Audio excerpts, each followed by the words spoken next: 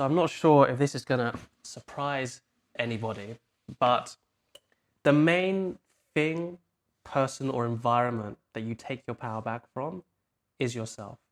And this was inspired by a client that I was just speaking with, where he's super developed, very mature, both in external and internal, you could argue as well, because went through the success paradigm, successful in finance and technology, kind of the fusion between those two, was able to exit, chill for 3 or 4 years, spend multiple thousands on coaching, therapy, mentorship, going to India, all that kind of stuff. So this is clearly someone who's very mature and successful too.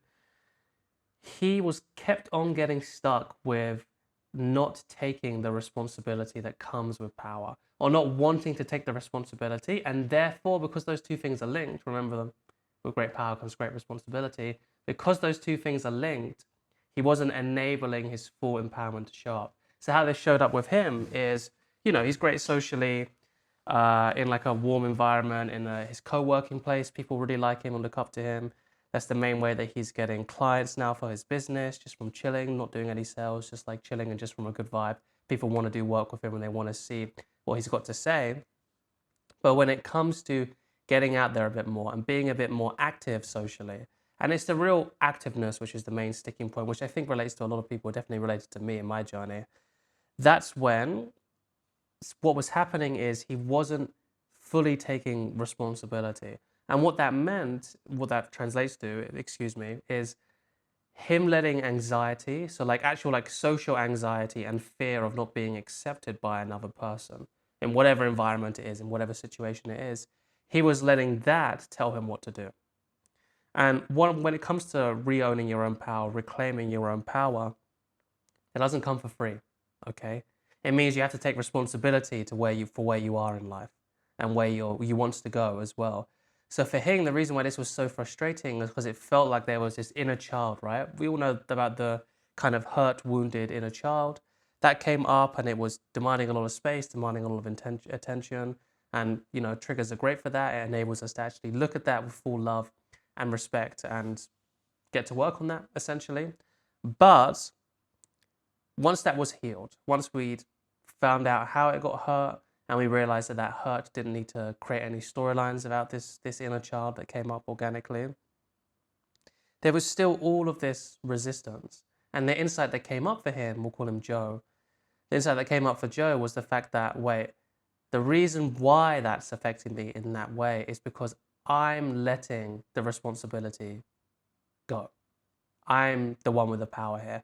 The reason why this is happening is because I'm putting power into that child and letting that make the decision, so I don't have to take responsibility. Does that sound familiar?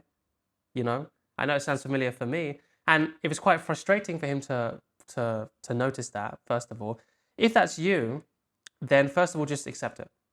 Accept that it's going to be frustrating. That frustration is good. It means that, oh wait, like this is actually something that I want to do, and I have a bit of energy around it. I'm a bit frustrated about myself. Should never come at the expense of feeling compassion for yourself, or not feeling compassion for yourself, not feeling acceptance for yourself. Remember that unconditional loving witness, seeing yourself in an unconditionally positive way always beats everything. There's tons of studies, people who are more compassionate, they can handle more stressful events, and then they can also handle getting back to baseline after the stressful event has ended. It's a non-negotiable, okay? But that frustration is good, that little bit of anger is good, because that's energy coming back. And it comes back to that principle that I led with, which is the reason why that power isn't ours to begin with a lot of the time is because we don't want to take responsibility to where we actually are, where we're actually going. Because that responsibility can feel like a weight. But here's the trick, okay?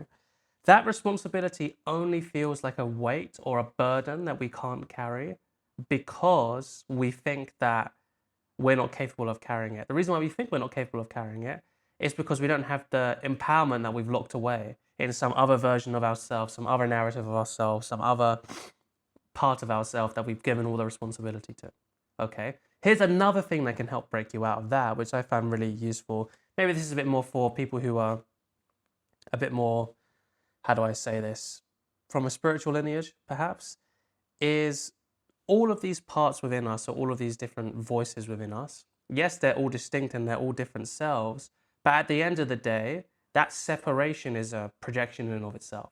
It's completely illusory. We're all the same. So that power that we're giving over here to this other self is actually just power that we're giving to us. And that lock that we have on the cage, there might be a lock on the cage door, but when we zoom out, there's not a cage at all, and we can just walk around the cage. Okay? Those are two kind of mindset frames, or mindset reframes, excuse me, that I feel like could be really helpful. And another one that was a big thing for him is getting out of his own way with Joe. Okay?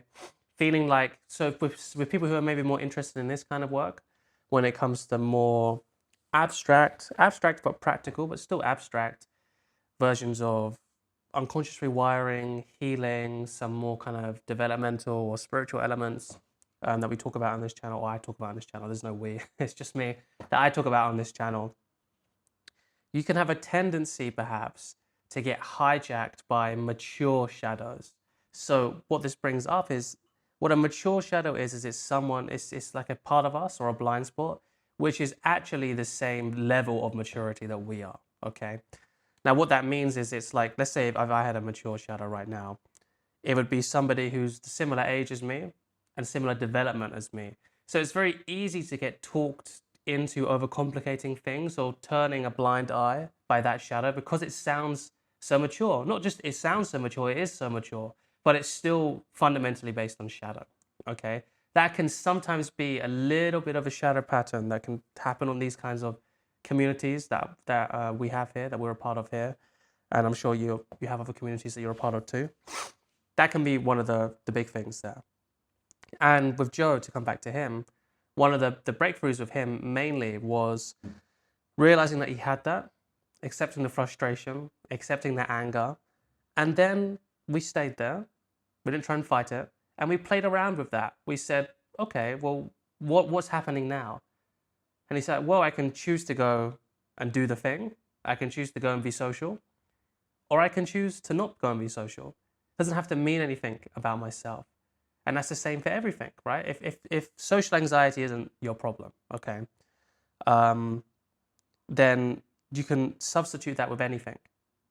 I can choose to do the thing, or I can not, like any kind of procrastination thing, because really what it comes down to is a procrastination thing. This is procrastination based on fear. There can be other procrastination based on doubt or guilt or whatever.